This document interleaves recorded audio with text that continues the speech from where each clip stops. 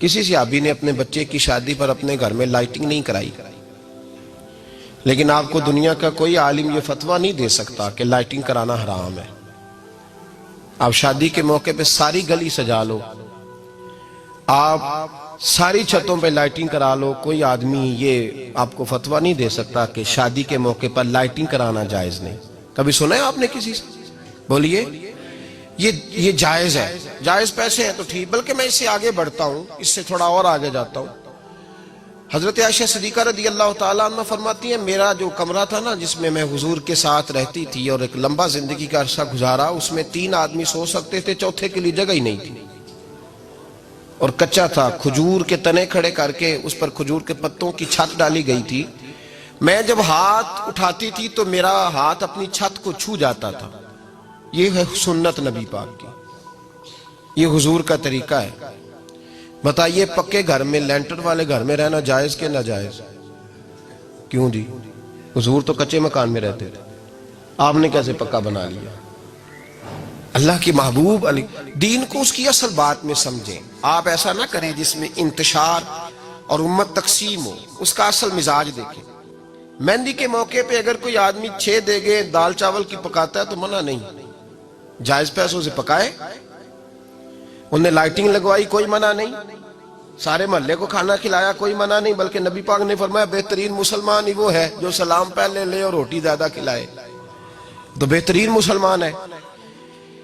ناجائز کیا ہے؟ ناجائز ہے شادی کے موقع پر بینڈ باجا بجانا، اس میں رقص کرنا، اس میں بھنگڑے ڈالنا، عورتوں مردوں کا اختلاط ہونا، عورتوں کی مووی بنانا، یہ چیزیں ناجائز ہیں۔ تو جو ناجائز ہے اس پہ پابندی لگائی جائے گی، جو جائز ہے اس کے بارے میں یہ کہا جائے گا کہ بھائی احتیاط کی جائے، سنت کی طرف دیکھا جائے تو بہتر یہی ہے۔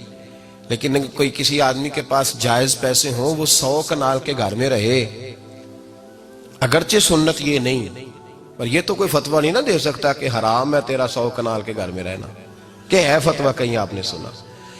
تو ہمارے ہاں تکلیف کا معاملہ یہ ہے۔ دیکھیں میرے بھائی، کسی بھی صحابی نے، بڑے درد کے ساتھ بات کر رہا ہوں اور یہ میرا درد ہے، میں درد سے اپنے دل کو، اپنے ایمان کو حاضر ناظر کہہ کے بات کر رہا ہوں۔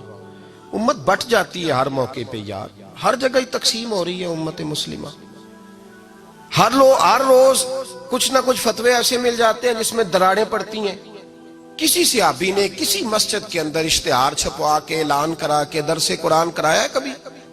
سیرت النبی کا جلسہ، ختم بخاری، مدرسے کا دستار فضیلت کا جلسہ، آپ نے اشتہار پڑھے ہیں نا یہ سارے مکاتب فکر کے، ہوتے ہیں کہ نہیں ہوتے؟ کسی صحابی نے اس طرح، وہ تو روز درس قرآن دیتے تھے، لیکن اس طرح اشتہار چھپوا کے، پوسٹر لگا کے، اور مصر سے کسی صحابی کو اسپیشل بلوا کے یا یمن سے بلوا کے مسجد کے اندر کبھی درس قرآن کے اجتماعات کرائے، سیرت النبی کے جلسے، ختم بخاری کے؟ او بھائی یہ ساری چیزیں حضور کے صحابہ کی سنت سے مروجہ انداز میں ثابت نہیں۔ مجھے بتا میرے بھائی، میں درد کے ساتھ تجھ سے سوال کرتا ہوں کہ سیرت النبی کے جلسے میں تو پشاور سے مولانا بلائے، پنڈی سے بلائے، تو گجرات اور کراچی سے لوگوں کو بلا کر کے اگر سیرت کا جلسہ کرائے، اور تو اس میں ایک آدمی کو کراچی سے بلوایا جا رہا ہے تو تو نے اس کو 20,000 کی ٹکٹ بھی دی، اور اشتہار پہ بھی جلسے پہ خرچ ہوا، پھر لنگر بھی پکا، کھانا بھی تو نے کھلایا، نہ تجھے کوئی بیوہ یاد آئی، نہ تجھے کوئی مسکین یاد آیا، نہ تجھے کوئی غریب یاد آیا؟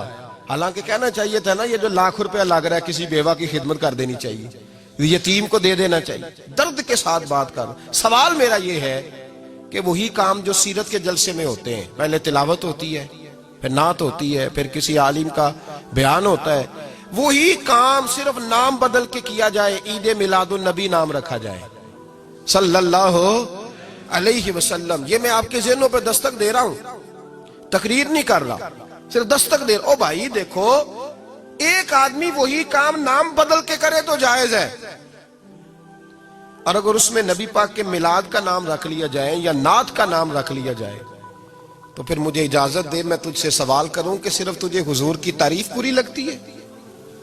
پھر مجھے اجازت دے کہ میں تجھ سے پوچھوں کہ صرف تجھے نعت اچھی نہیں لگتی؟